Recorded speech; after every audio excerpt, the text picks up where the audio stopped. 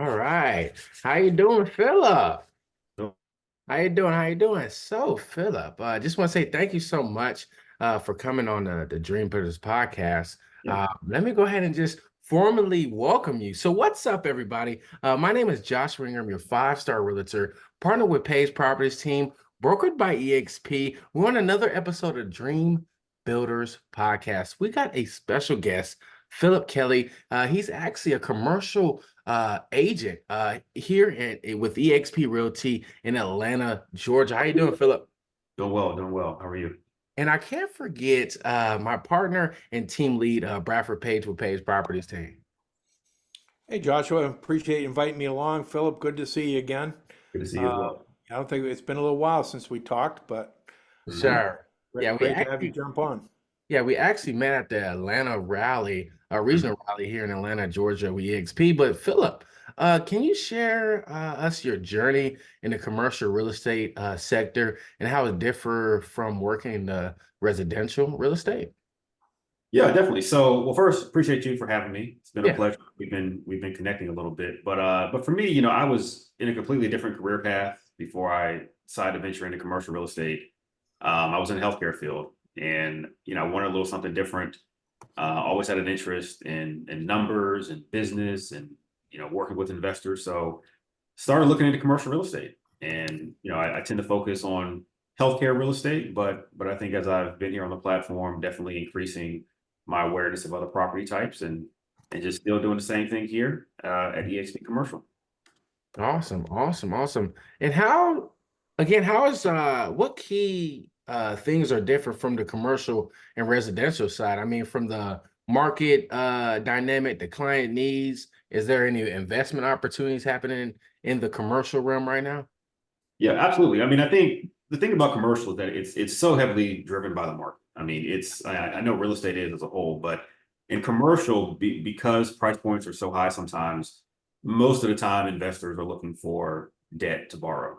Yeah. And so, with the high interest rates right now, you're really finding a lot of investors who are at a standstill in terms of what they want to do with either buying or selling. And so I would say that the biggest difference right now is where's going to be that sweet spot for individuals to come in and say, you know what, I actually do want to buy properties, or it's cheap enough for me to actually afford something, not only to make a profit, but also to, pay back the debt. And Mhm. so commercial is just so heavily tied to the market that I think right now we're seeing a huge standstill in terms of transactions happening. Mhm. But I also think it depends on the needs of the client. I mean, you had a couple years ago, the office space was huge. And then, of course, after the pandemic, office has taken a huge hit. And so I think depending on what your clients are looking for, and depending on the product type, I think that's really where you're finding the sweet spot for transactions happening. And unfortunately, if they're not happening, then they're just not happening. But if they are, it's a really great opportunity for investors to find opportunities to grow their portfolios. For sure, for sure. And how do you approach like the risk management with your clients in the in the commercial real estate transaction? I would say for me, I think it's just about being transparent. I mean, Okay. it's a very cyclical business. I mean, you have asset classes out there that are performing really well right now, and some that just aren't. And I think from an advising standpoint, telling that client, something that is not true in terms of their individual needs, it just takes an open conversation. And I think once you kind of crack that, I think you start understanding what people want to do with their investment strategies, and then you can kind of move accordingly. Yeah, yeah. And just go off topic a little bit, what made you join the EXP commercial side? That's different. You don't get hear a lot of agents join the commercial side with EXP. So how's EXP Realty different on the commercial side than other brokerages? Yeah. Yeah, it's funny. So when I first made my transition, I actually went to a whole other firm, brick and mortar, very by the book. And when I saw the opportunity at EXP Commercial, I said, this is an opportunity to kind of go into a platform that's pretty much blank. You can kind of run your business, you can kind of do what you please, but you also have the backing of years of experience with your other EXP commercial agents. And so I Yeah. would say, you know, a lot of times when I talk to people, I always say like the words like we, because my partnerships with other individuals on the HB commercial side is huge. Yeah. And I know and I have confidence that when I come across a deal, come across an opportunity, there are people on the commercial side that can help me get it done. And I Mhm. think that's probably been the huge, one of the biggest factors of transitioning was that, we have individuals that have come who have 30, 40 years of experience, and they are a direct pipeline to you and your own individual business. And I think collectively we can still work together and collaborate for each of our clients' needs. So for me, I saw it as an opportunity to be a part of something that was unique and different, Mm. uh, but also having the backing and the mentorship of others who have done it before. It was an easy transition for me. Yeah. So Philip, I've been taking some notes here and some Yeah, things that really kind of stick out to me, if I can jump in. sure. Uh, I first of all, I love the word collaboration, and that's what EXP is really all about. That there's a lot of things that make it different, but collaboration is to me the number one. And I Mhm. love that you talked about EXP commercial. You were at another firm, and at EXP, it is we. And I've never heard anybody use that phrase, but Yeah, uh, it's not EXP, it is me. Is EXP, it is we.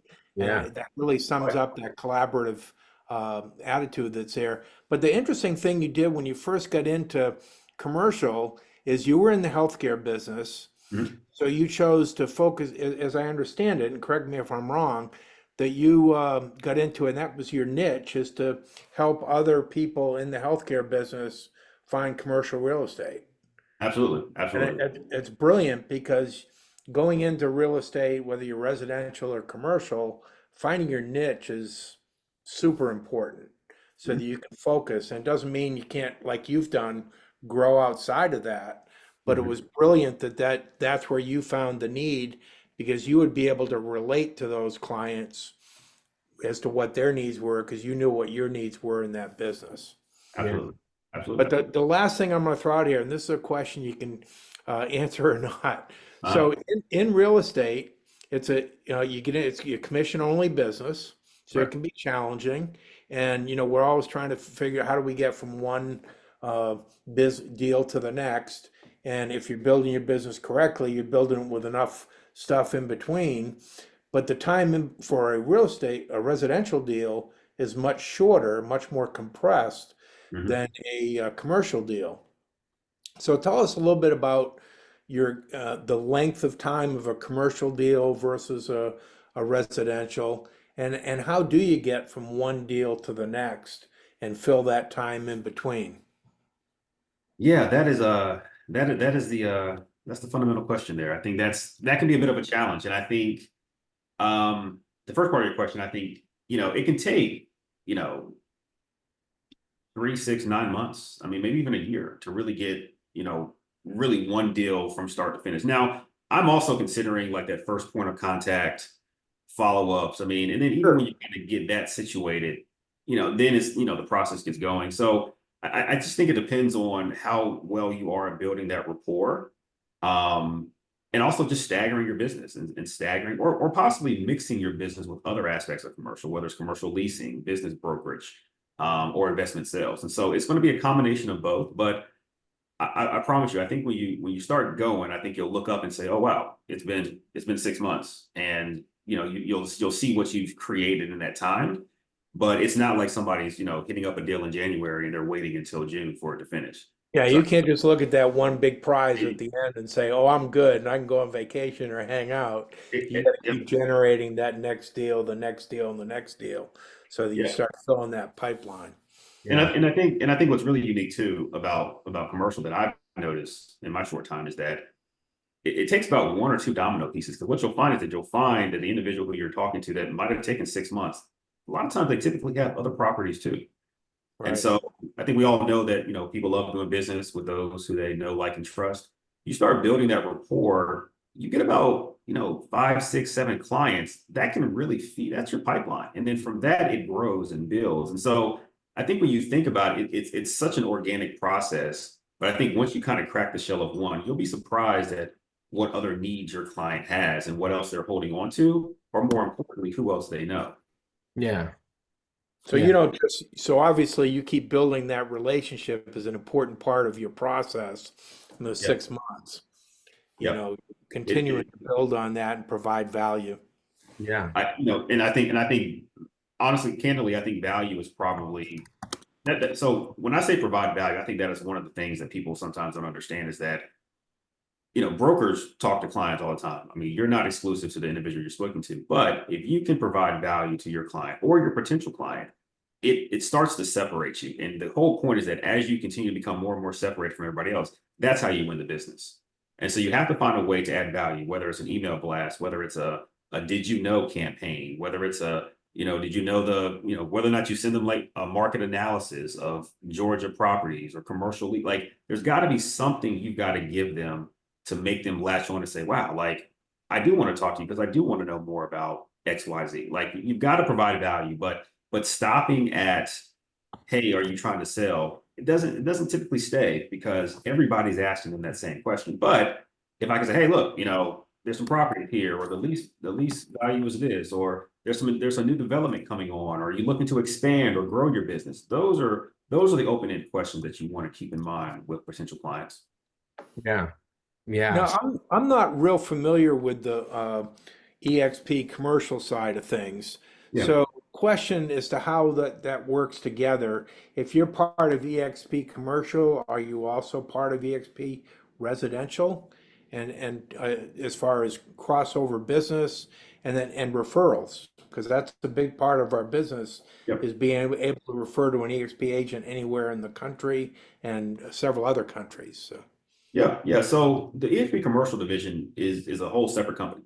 And so underneath the umbrella of, the holding company, we're a separate entity, realty is separate. But leveraging the background of what the realty has created is a great pipeline for us to really start and grow our referral business because we know statistically that residential agents are going to come in contact with those same clients who have businesses, who want investments, who are looking to so you all have that platform. And our goal, or at least some of the goal, and that's why I went to the rally, was I want to meet residential agents and say, listen, what are your client needs? Because frankly, there are going to be some commercial deals that frankly you all may not be able to know. And so the value and the partnership of our resources and our toolage and what we're able to do is only going to help you in the end. And so I think that's why I think the connection in the pipeline is so great because you all are transacting at a high volume and at a high level. And it would be crazy for us not to tap into that because where else could we find that?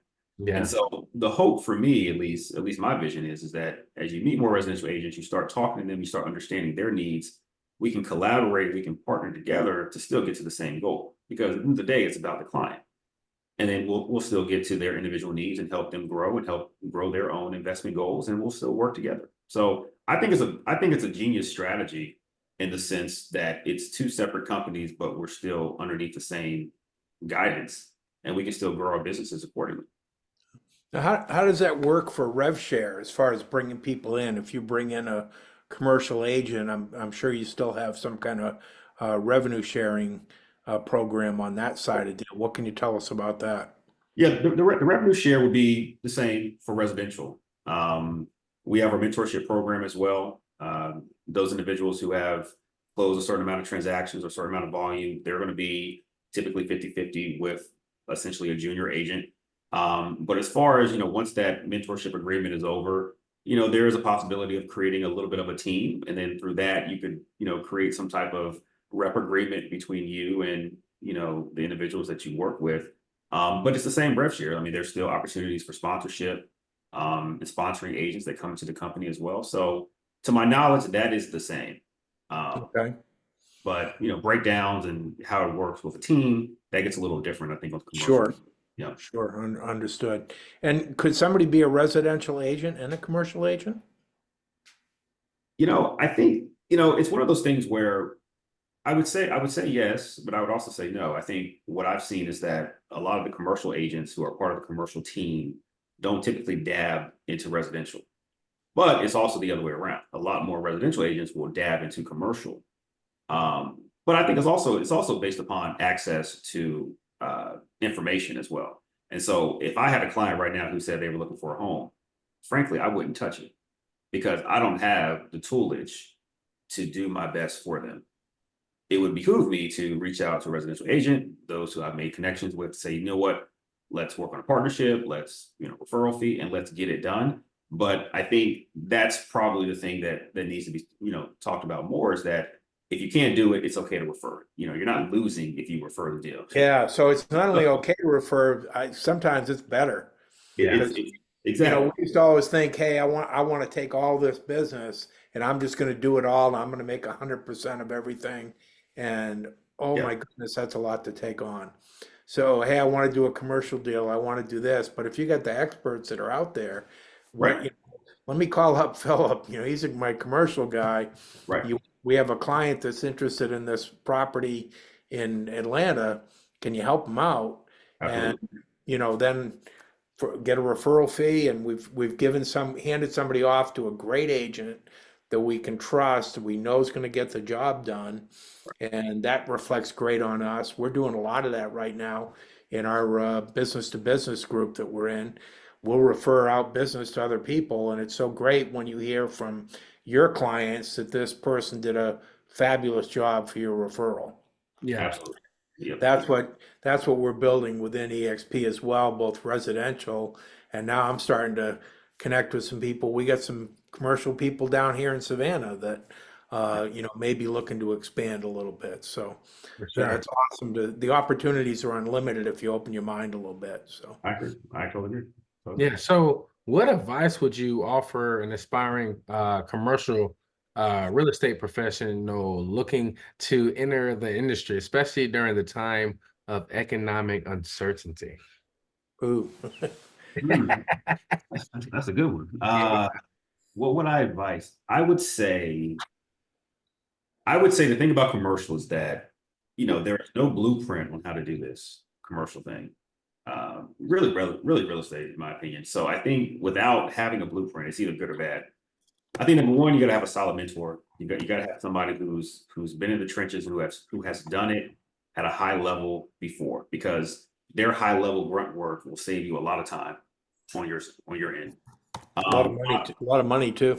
Oh my goodness, absolutely. So that to me would be step one. But I also think too, and I think this is, in my opinion, I think this is sometimes where people struggle, is that you also have to be nimble enough to also ask for help, because you're not going to know everything. I don't care who you are. I don't care where you came from. You're not. Listen, I came from a huge firm that I thought, no, listen, you're not going to know everything. You have to be humble and also be nimble enough to learn and ask and grow. And it's okay if those first deals have to come with somebody else and you're splitting fees. Who cares? It's all about getting the task done for the client. And then through all that, you'll learn. And so I would tell any new agent, don't be intimidated by, learning and growing. I would also say find a niche, find some lane you can be in, because there are so many verticals you can be in commercial. I think EXP is great because they also offer the business brokerage platform, which I think is pretty unique.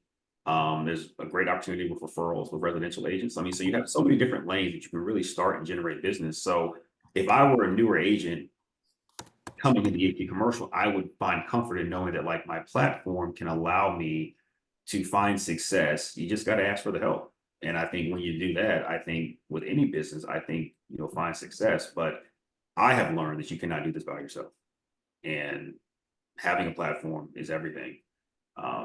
But again, with the conditions that they are, it can be a little frustrating because, as I said earlier, deals may not be transacting the way they used to. So you'll hit, moments of, defeat or, anxiety, like, you're not getting it done. But again, there's also a fundamentals that you also have to learn too. And I think EXP does a great job in training the newer agents with their commercial learning platform as well. So you'll have all the tools as a new agent, really, no matter where you go. I'm biased because I speak about EXP commercial, but once you have those tools, you'll be able to grow, and you just keep pounding the pavement for your end goal. Yeah, I think you mentioned uncertainties in the world, Joshua, and those are opportunities for those of us who can help people get Yeah. through those uncertainties by connecting them to the right people with the right answers. Yep. So that's awesome.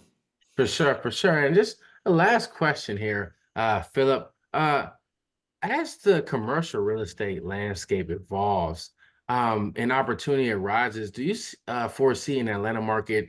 Do you see opportunities? Sorry, in the Atlanta market, and how do you adapt to strategies when things change, and how you capitalize on them?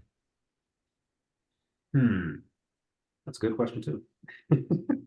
Um, so I see a lot of growth and opportunities in the commercial real estate sector, especially in Atlanta, because I think what you're seeing from an investor standpoint is you're also seeing the ability for investors to be a little creative in what they're wanting and what they're looking for.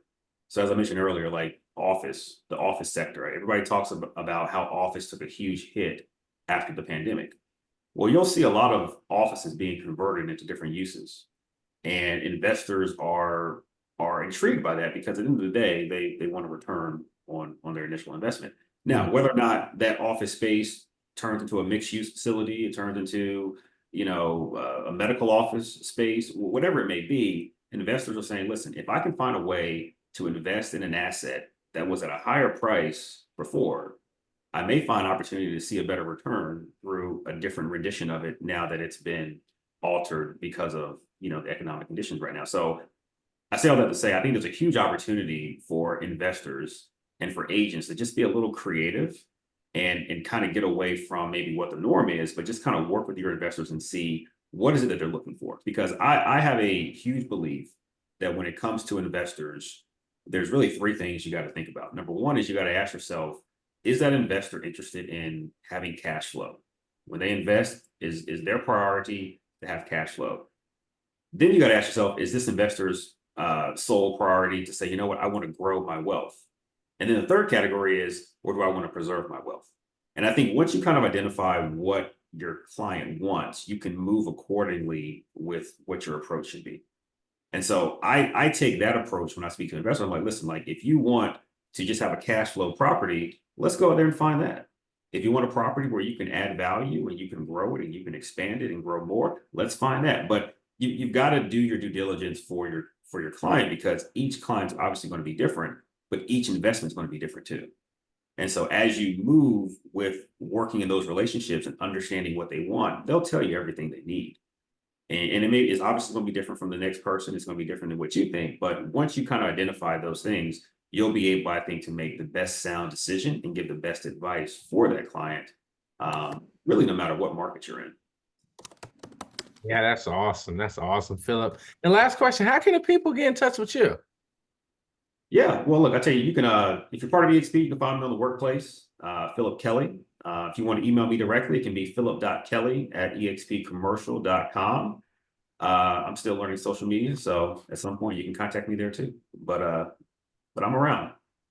Awesome. Awesome. Well, thank you so much, Philip, for coming on the Dream Builders podcast. This podcast is sponsored by Page Properties team, TheDream E.N.T, Real Estate for a Reason, and Make Real Estate Fun Again. And a huge shout out to KGCI Real Estate on Air for the collaboration. Again, this podcast, our mission is to help buyers, sellers, agents, nonprofits, and small businesses connect with the resources. Froze on us. Oh, I froze on y'all. Hello? Philip, Yeah. you still there? I'm Yeah, here. we're still here, Bradford. It was you that was frozen. Again, our mission is to help buyers, sellers, agents, and nonprofits connect with the resources and connect with the knowledge and resources to achieve their goals. Again, thank you so much, Philip Kelly, commercial EXP real estate agent in Atlanta, Georgia, for coming on the show. No problem. All Anytime. right. Thank you, Philip. Awesome. Hope you have a wonderful day and a fantastic week. God bless. Appreciate you. On the next episode. Peace.